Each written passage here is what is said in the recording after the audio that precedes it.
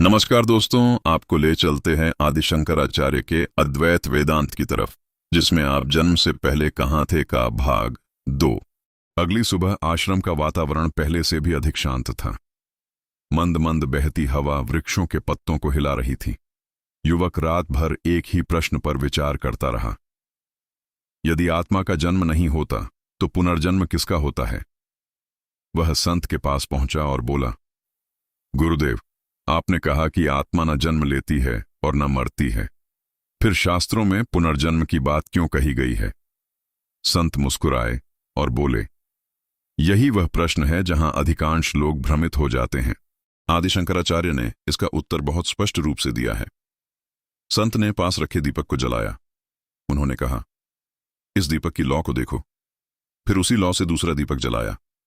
उन्होंने पूछा, क्या दूसरी लौ पहली लौ से अलग है? युवक बोला, वह उसी से प्रकट हुई है, लेकिन दोनों अलग दिखाई देती हैं। संत बोले, ठीक वैसे ही कर्म और वासनाओं का प्रवाह नए शरीर में प्रकट होता है, परंतु शुद्ध आत्मा न बदलती है, न कहीं जाती है। आदि शंकराचार्य कहते हैं कि पुनर्जन्म आत्मा का नहीं, बल्कि अविद्या से जुड़े सूक्ष्म शरीर का अनुभव है। स्थूल शरीर मृत्यु के साथ समाप्त हो जाता है, लेकिन मन, बुद्धि, अहंकार और संस्कारों का सूक्ष्म समूह अगले जन्म का कारण बनता है। यही कारण है कि अलग अलग लोगों की प्रवृत्तियां जन्म से ही भिन्न होती हैं। युवक ने पूछा, तो क्या जन्म लेने से पहले आत्मा किसी लोक में रहती है? संत ने उत्तर दिया, आदि शंकराचार्य के अनुसार आत्मा वास्तव में किसी स्थान में सीमित नहीं रहती, वह सर्वव्यापी ब्रह्म स्वरूप है। हाँ, कर्मों के अनुसार जीव का सूक्ष्म शरीर विभिन्न अवस्थाओं का अनुभव करता है, लेकिन शुद्ध आत्मा कभी बंधन में नहीं आती। संत ने एक और उदाहरण दिया। उन्होंने समुद्र की ओर संकेत करते हुए कहा, कल्पना करो कि समुद्र में हजारों लहरें उठ रही हैं। क्या प्रत्येक लहर का पानी अलग है? नहीं, लहर का जन्म और मृत्यु होती दिखाई देती है, लेकिन पानी का नहीं। इसी प्रकार जन्म और मृत्यु शरीर तथा व्यक्तित्व के हैं, आत्मा के नहीं। युवक की आंखों में चमक आ गई। तो क्या मेरा वास्तविक स्वरूप उसी समुद्र के समान है? संत बोले, हां, तुम स्वयं को लहर समझ बैठे हो, जबकि तुम समुद्र हो। फिर संत ने कहा, यही कारण है कि आदि शंकराचार्य बार बार कहते हैं, तत्त्वमसि, अर्थात तू वही है। तुम वही अनंत चेतना हो जिसे खोजने के लिए तुम बाहर भटक रहे हो, जिसे तुम ईश्वर समझकर दूर खोजते हो। वह तुम्हारे अपने अस्तित्व का आधार है। युवक ने पूछा, यदि ऐसा है तो हम अपने वास्तविक स्वरूप को भूल कैसे गए? संत ने उत्तर दिया, इसे ही माया और अविद्या कहा गया है। जैसे सूर्य हमेशा चमकता है, लेकिन बादल उसे ढक लेते हैं। बादल सूर्य को बदल नहीं सकते, केवल हमारी दृष्टि को ढकते हैं। उसी प्रकार अज्ञान आत्मा को नहीं बदलता, केवल उसके ज्ञान को ढक देता है। संत ने आगे कहा, जब मनुष्य अपने कर्मों, इच्छाओं और अहंकार से स्वयं को जोड़ लेता है, तब वह जन्म मरण के चक्र में बंधा हुआ अनुभव करता है। लेकिन जिस क्षण उसे आत्मज्ञान होता है, उसी क्षण यह बंधन समाप्त हो जाता है। युवक ने गंभीर स्वर में पूछा, गुरुदेव, यदि आत्मज्ञान इतना महान है तो हर व्यक्ति इसे क्यों नहीं प्राप्त कर पाता? संत बोले, क्योंकि अधिकांश लोग संसार को बदलने में लगे रहते हैं, स्वयं को जानने में नहीं। वे धन, सम्मान और सुख की खोज करते हैं, लेकिन उस खोजने वाले को कभी नहीं खोजते। कुछ देर दोनों मौन बैठे रहे। फिर संत ने कहा, याद रखो, जन्म से पहले तुम ब्रह्म स्वरूप थे, अभी भी वही हो और मृत्यु के बाद भी वही रहोगे। बदलता केवल अनुभव है, बदलने वाला नहीं। युवक ने संत के चरणों में प्रणाम किया। उसके भीतर अब एक नया प्रश्न जन्म ले चुका था। यदि मैं अभी भी ब्रह्म हूं, तो क्या इस जीवन में उसका प्रत्यक्ष अनुभव किया जा सकता है? संत मुस्कुराए और बोले, हां, और यही मनुष्य जीवन का सर्वोच्च उद्देश्य है।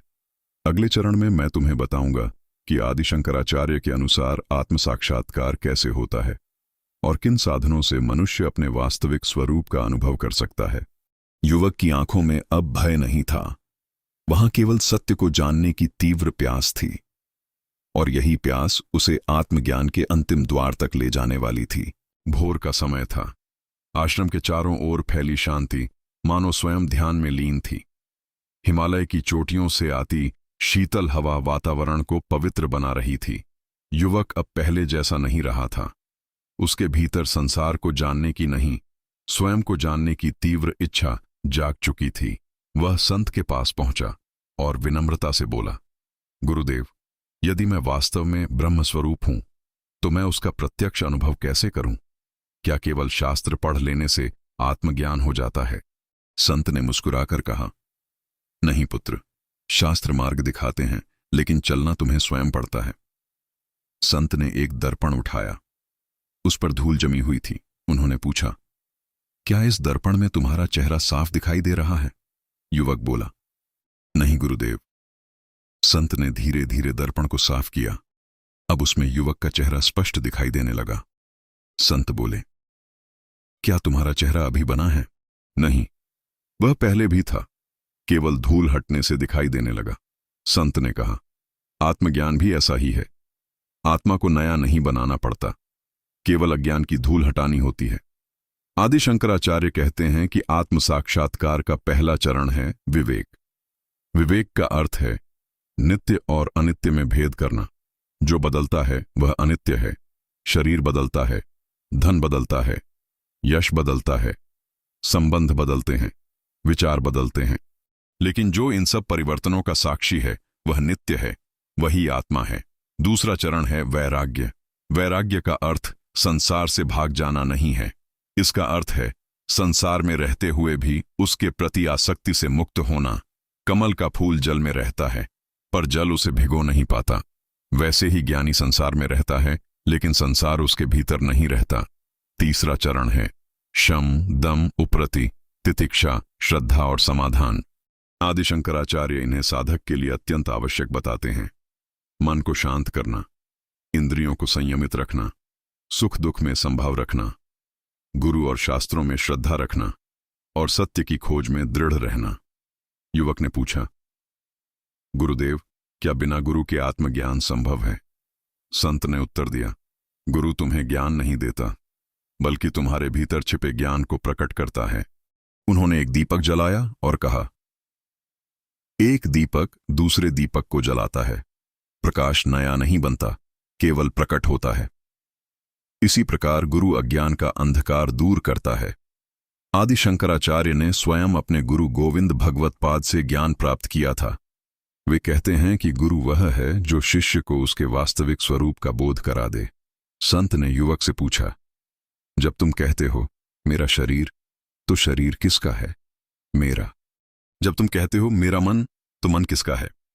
मेरा। तो जो मेरा कह रहा है वह कौन है?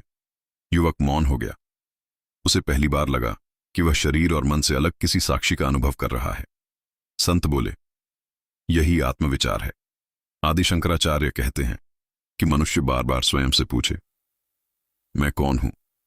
जब तक उत्तर शरीर, नाम, परिवार, जाति या व्यवसाय है, तब तक खोज अधूरी है। जब अनुभव हो जाए कि मैं शुद्ध चैतन्य हूं, तभी आत्मज्ञान का द्वार खुलता है।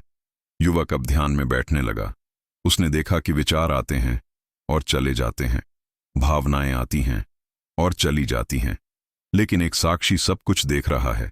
वह साक्षी न बदल रहा था, न प्रभावित हो रहा था। संत ने कहा, वही तुम्हारा वास्तविक स्वरूप है। सूर्य अस्त होने लगा, आकाश लालिमा से भर गया। युवक ने संत के चरणों में प्रणाम किया और बोला, गुरुदेव, अब मुझे अनुभव होने लगा है कि मैं केवल यह शरीर नहीं हूं, लेकिन एक प्रश्न अभी भी शेष है। यदि आत्मा सदा मुक्त है, तो फिर लोग दुख, भय और मृत्यु के आतंक में क्यों जीते हैं? संत ने गहरी सांस ली और बोले, क्योंकि उन्होंने अपने वास्तविक स्वरूप को भुला दिया है।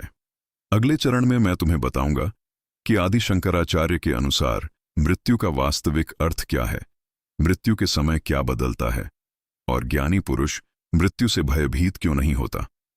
युवक ने आकाश की ओर देखा। पहली बार उसे ऐसा लगा जैसे पूरा ब्रह्मांड उसी एक चेतना से प्रकाशित है।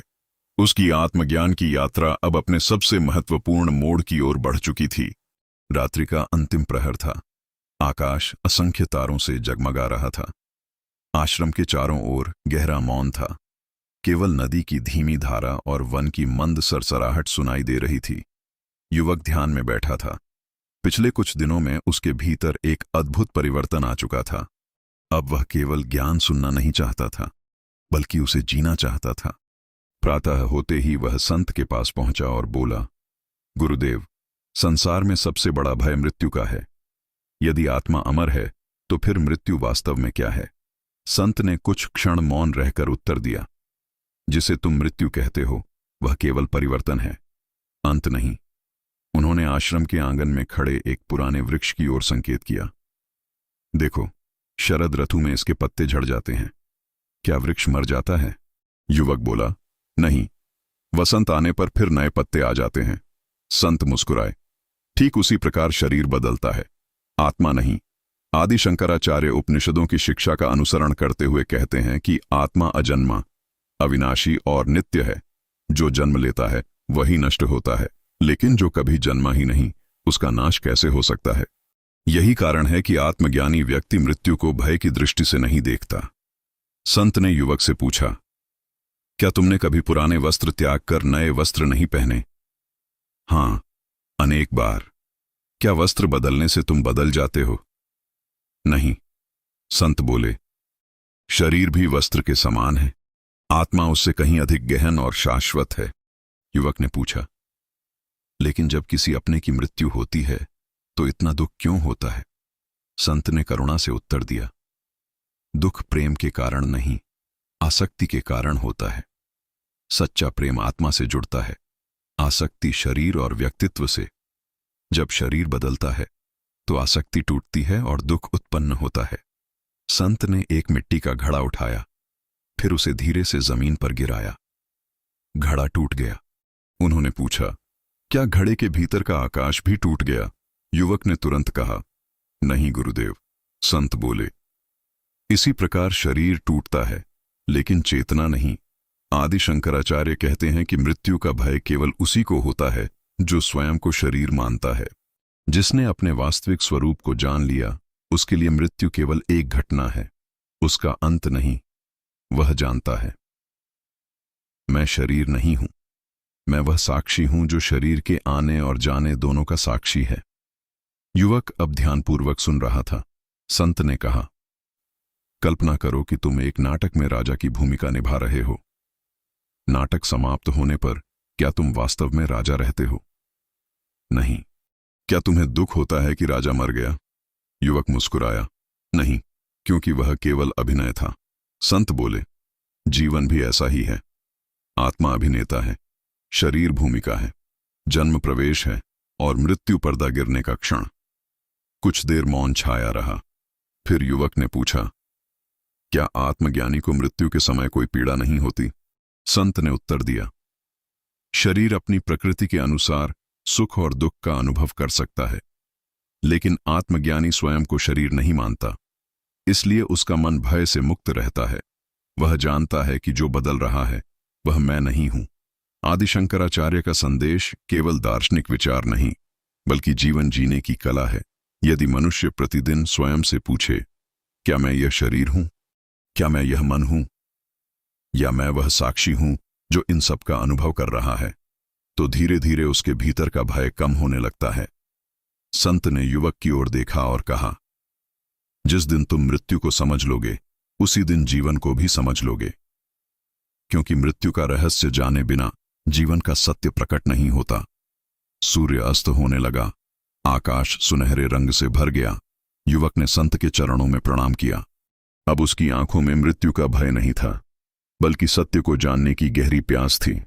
उसने अंतिम प्रश्न पूछा, गुरुदेव, यदि आत्मा ही ब्रह्म है, तो क्या जीवित रहते हुए भी ब्रह्म का प्रत्यक्ष अनुभव किया जा सकता है? क्या कोई मनुष्य इसी जीवन में मुक्त हो सकता है? संत के चेहरे पर शांत मुस्कान फैल गई। उन्होंने कहा, हां, और यही आदि शंकराचार्य की शिक्षा का सर्वोच्च शिखर है। अगले भाग में हम जीवन मुक्ति, आत्म साक्षात्कार और उस परम आनंद के रहस्य को समझेंगे, जिसे जान लेने के बाद मनुष्य फिर कभी स्वयं को सीमित नहीं मानता। इस प्रकार के आत्मज्ञान और जीवन से संबंधित वीडियो के लिए हमारे YouTube चैनल सफर ए ज्ञान को सब्सक्राइब करें और वीडियो को लाइक करें।